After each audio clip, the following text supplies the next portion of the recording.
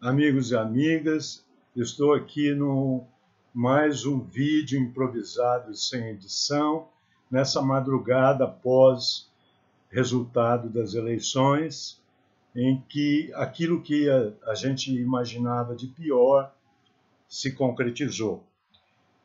Mas eu, que sempre fui uma espécie de profeta do apocalipse no Facebook, hoje eu venho, ao contrário, trazer uma palavra de alento para todo mundo, uma espécie de autoajuda. Estou com o espírito da monja Cohen, da paz, da busca da tranquilidade. Tem hora que é necessário meditar um pouco, sair um pouco das aparências, do mundo das aparências, para tentar entrar no mundo mais da profundidade e entender a situação. Tudo parece horrível, mas tem um lado positivo nisso. Pela primeira vez nós estamos diante do real, do monstro real. Esse monstro real que a gente está esperando desde o impeachment da presidente Dilma. Nós estamos esperando o que vai acontecer, numa longa agonia. Pois é, aconteceu, chegou. O monstro que nós estávamos fantasiando tanto, não é? Pensávamos tanta coisa dele, ele está aí, é real. Então nós temos que entender esse monstro para podermos agir. Eu tenho a impressão que esse monstro ele tem um pouco de fantasma. E é sobre isso que eu quero conversar com vocês. Um pouco de fantasma, tipo aquele fantasma que aparece à noite, um lençol. Nós temos que tirar esse lençol, atravessar por dentro dele. É um fantasma que vem do passado, mal resolvido, mas que nós temos que enfrentar. Então, o que eu quero fazer? Em primeiro lugar, nós temos que tentar definir, dentro da cegueira, que é sempre a cegueira do presente, só na perspectiva histórica é que a gente ganha, com um certo afastamento temporal, a necessária compreensão dos fenômenos históricos, né? Nessa cegueira, nesse desespero, a gente não consegue, às vezes, entender muito bem. Né? Que governo é esse? Eu vou falar pela aparência dele primeiro. Esse é um governo que se apresenta com a cara de um regime evangélico militar. Evangélico porque ficou muito claro hoje no discurso do Bolsonaro. Ele apelou a Deus várias vezes, a Bíblia, citou coisas, estava lá aquele infame do senador Magno Malta, que é um evangélico de fachada, e todo o discurso girou em torno de Deus, religião, verdade revelada, essa coisa toda. Né? Embora até tenha sido um discurso bastante liberal, ele não prometeu cumprir a Constituição, as liberdades, etc., etc. Foi até bem light o discurso do Bolsonaro. Afora esse aspecto religioso horrível. Né? Então, esse é um governo com uma aparência religiosa e que não é só uma aparência. Os evangélicos formam uma das bases sociais mais fortes do Bolsonaro. Isso é inegável. De outro lado, a outra força dele é a força militar. Essa é uma outra... não só ele colocou um general como vice, que é o primeiro na linha sucessória, ou seja, se Bolsonaro cair, entra esse general imediatamente, né? E outros generais que estão na equipe dele, são vários, general Etchegóin e vários outros. Além de tudo isso, Bolsonaro, então, tem essa força militar do lado e que tem uma base social nisso. que é a soldadesca toda, que é um contingente grande no país. E além de soldados,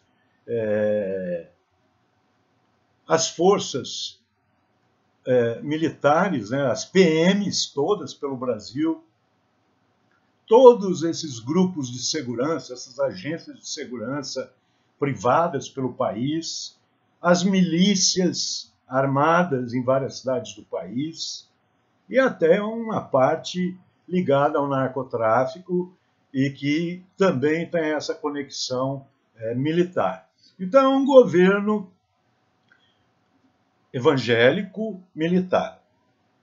Em outras palavras, é o pior dos mundos, porque são duas forças explosivas, porque elas têm doutrinas, elas têm bases doutrinárias, não é? Uma parte da população que votou no Bolsonaro votou só por vingança ao PT, e a gente não sabe exatamente o número, e está mais interessada em tentar obter ganhos econômicos. Não tem base doutrinária nenhuma nisso. Essa parte se desilude rápido se o governo não der certo na parte econômica. Mas, então, nos resta aí pensar sobre essas duas bases sociais fortes, militares e afins, né? E paramilitares, de um lado, e a base social evangélica do outro. Isso é muito perigoso. Mas eu queria, então, lembrar um outro caso relativamente parecido que pode nos servir de exemplo para pensarmos o que vai ser daqui para frente, que é o caso do Egito. Se lembram que no Egito, depois da chamada Primavera Árabe, que foi um movimento imenso e aparentemente espontâneo da população, que se reuniu na praça e desafiou o governo constitucional durante meses e meses, provocando distúrbios e uma verdadeira convulsão social que se espalhou pelo país. Se lembram disso, né? Naquele caos social, o governo constitucional caiu. Qual é a força que ocupou, logo que pôde, né, instaurar uma certa ordem, que ocupou o poder, que foi eleita? Foi a Irmandade Muçulmana. Ou seja, uma facção religiosa, fundamentalista, e que chegou às urnas no caos provocado por essa Primavera Árabe, que foi claramente armada do exterior por agentes do Império, ONGs, mercenários, terroristas que atuaram lá dentro, não é? Dentro de movimentos, às vezes, sociais legítimos, e que foram levados à destruição do país. Portanto, a Irmandade Muçulmana assumiu o poder e acabou provocando novos tumultos sociais com sua política fundamentalista de perseguição religiosa e que não garantiu nenhuma estabilidade, não garantia nenhuma estabilidade. Ao final, foram os militares que tomaram o poder. E o equilíbrio alcançado no Egito foi, afinal, pelos militares. Aliás, o Egito tem uma tradição um pouco semelhante com o Brasil nesse aspecto, que é a presença militar. Sobre a presença militar na política brasileira, eu já gravei 2 vídeos que estão na minha página. Quem quiser, tem toda lá a história militar brasileira. Toda não, porque não dá tempo, a gente fala algumas coisas, né? E perde outras, ainda mais esses vídeos todos espontâneos, improvisados e sem edição, que é o que eu posso fazer aqui. Então, vejam, temos na aparência um governo religioso militar que é o pior dos mundos, não é? Mas isso mostra também uma certa fragilidade. Qual é a primeira fragilidade? Bolsonaro está sitiado pelos generais. O próprio general Mourão já pediu, eu li outro dia em algum lugar, já pediu que quer uma sala ao lado da sala do presidente da República. Então ele vai estar de olho o tempo todo nas ações do Bolsonaro. Sem falar os outros generais, a própria equipe do governo. E sem falar do alto comando militar, que há muito tempo vem monitorando esse processo eleitoral, entrevistou todos os candidatos, ou quase todos os candidatos, o que é uma demonstração clara de que o poder militar, o setor militar, a corporação militar tem a noção exata de que, nesse momento, elas são, as corporações, o instrumento ou a instituição capaz de buscar alguma normalidade no país, já que as classes dominantes estão rachadas. Né? Agora, a pergunta é, eu já fiz isso nos vídeos, os militares do alto comando têm posição homogênea em relação a tudo o que pretende o governo Bolsonaro e mesmo sua equipe militar aí encarnada na figura do Mourão? Eu não sei. Então eu imagino que ocorram conflitos em breve. Como todo mundo sabe, qualquer governo tem o período da lua de mel, que são os 6 primeiros meses. É o período do entusiasmo do eleitorado. Depois, quando as coisas começam a ficar mais estabelecidas, as linhas do governo, a população começa a tomar um pouco de consciência. Então, é nesse período de 6 meses que Bolsonaro pode tomar suas principais medidas, e é a isso que a gente tem que ficar atentos.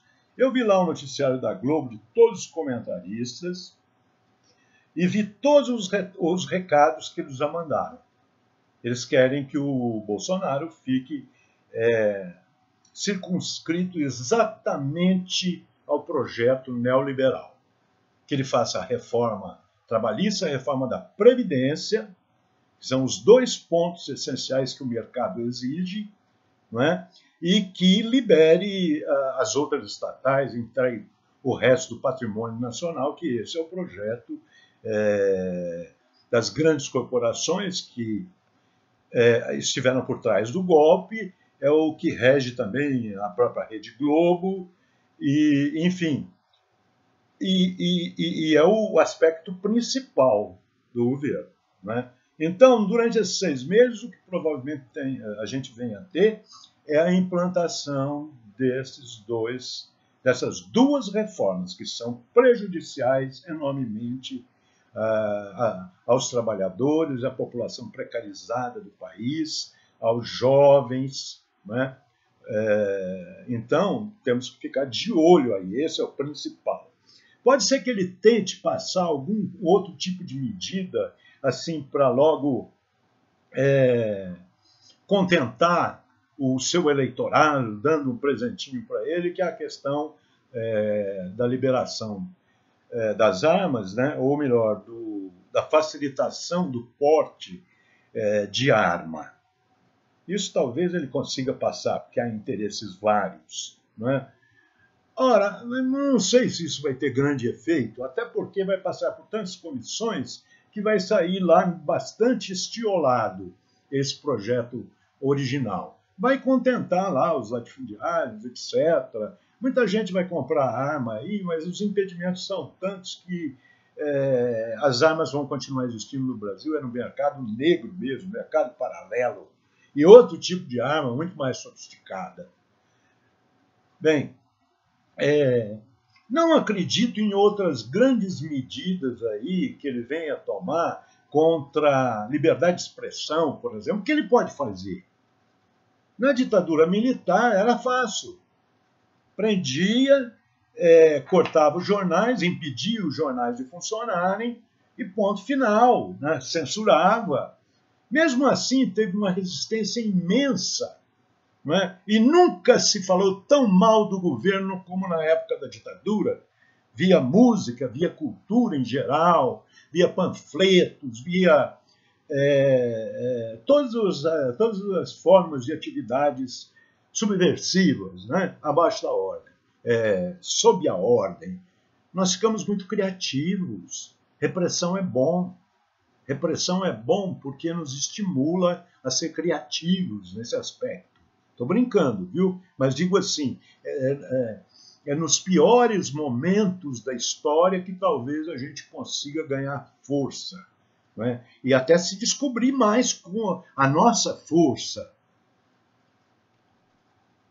Então ele não vai fazer isso. A questão da liberdade de expressão, ele teria que cortar a internet, vai cortar a internet. O próprio Supremo andou mandando uns recados também para ele aí, né, que não vai admitir isso, aquilo, cerceamento. Então ele não vai ser capaz de fazer alguma coisa desse tipo. População LGBT, não se apavore. Se ele for prender a população LGBT do Brasil, nem todos os estádios construídos na Copa, mais os outros estádios antigos e qualquer outro tipo de estrutura desse suporte vai dar conta de prender a maior parte da população brasileira, porque o Brasil é um país LGBT, a sexualidade no Brasil sempre foi muito livre e não vai ser evangélico que vai transformar isso aqui numa coisa puritana, tipo dos Estados Unidos. Não, aqui é libido. Brasil é libido. Ok? Então não vai prender LGBT coisa nenhuma, mandar campo de concentração, não tenho medo disso, não. Bolsonaro só é de papo furado. Papo furado. Nem os militares conseguem fazer isso. Né? Nem os militares.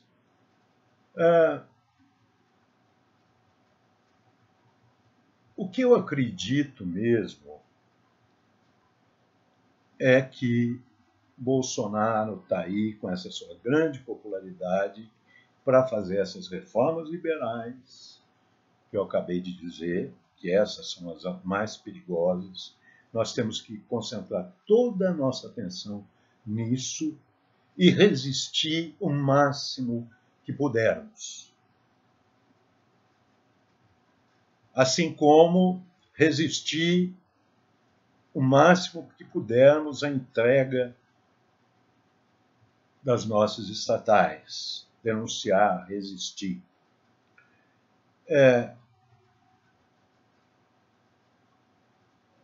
E, principalmente, nós temos que pensar em novas formas de contato, de organização, de expressão das ideias, para atravessar esse período que vai ser muito difícil, muito conturbado, mas tendo a noção de realidade, não se iludindo muito. Não dá para confiar só no parlamento, não dá para confiar só nos sindicatos, não dá para confiar só nos partidos políticos. Não é?